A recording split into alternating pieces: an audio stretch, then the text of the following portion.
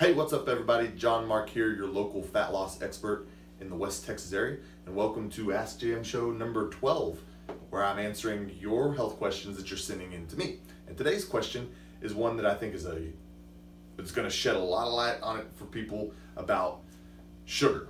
Okay, sugar is in like everything, it seems, and so I'm going to answer the question of how much sugar is too much sugar. It's any sugar now. You're going to have some sugar because it's in a lot of stuff, but we don't have a perception of the reality of how much we're taking in or how much we need to be taking in. So I'm going to cover that for you. And it really depends. It varies from person to person, gender, age, activity, those types of things. But a good rule of thumb on how much sugar to eat is to keep it under 25 grams. Okay?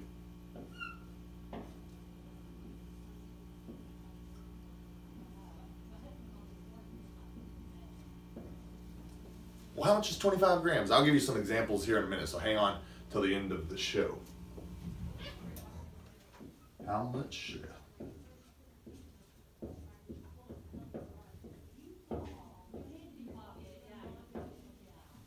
All right.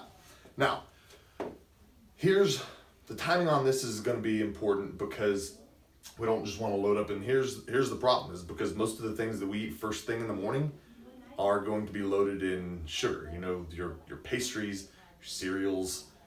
Most people don't eat oatmeal without loading it up with honey and sugar and syrups and these types of things. So we kind of started off in a bad habit just whenever we were growing up because those are typically the things that everybody eats. So here's one rule of thumb to live by whenever determining when you are going to actually eat those sugar. And I would say none at breakfast.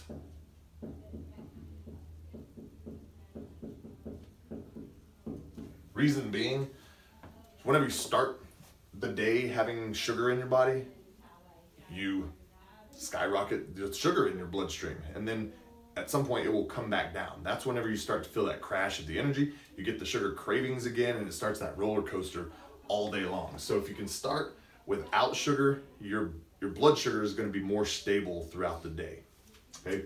Now, some of the things that are inclusive of sugar are going to be even fruit, honey, juices, syrups, breads.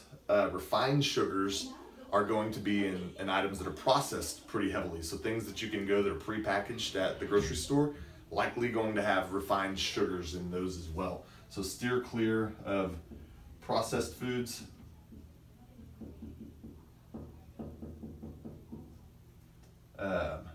Fruits aren't necessarily bad, but we don't want to go overboard and just have an all fruit diet.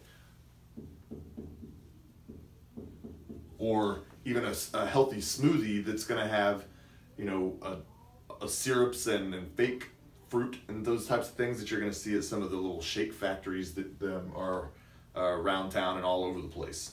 Right.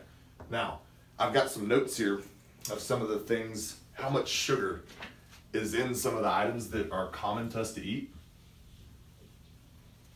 It's going to blow your mind a little bit. I know whenever I first saw it, it blew my mind. In one can of Coke,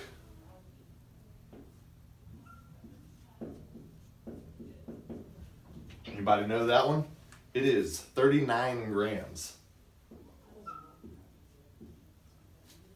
One Coke is putting you over the 25 gram limit for the day that somebody would need.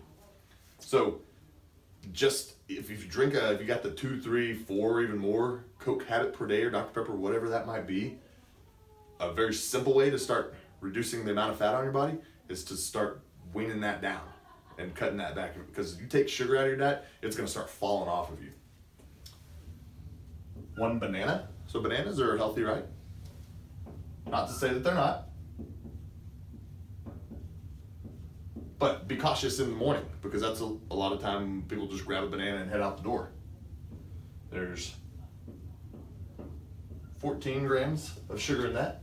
So you're now at about half to the halfway point, a little over the halfway point of being to that 25 gram mark with one banana.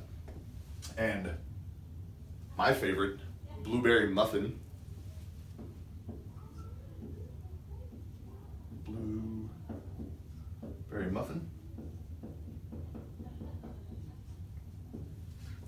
37 grams of sugar.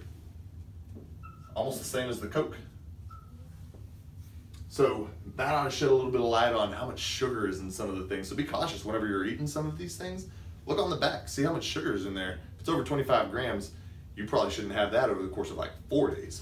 Now, a good documentary that I found to be able to shed even more light and more in depth on that is called Fed Up.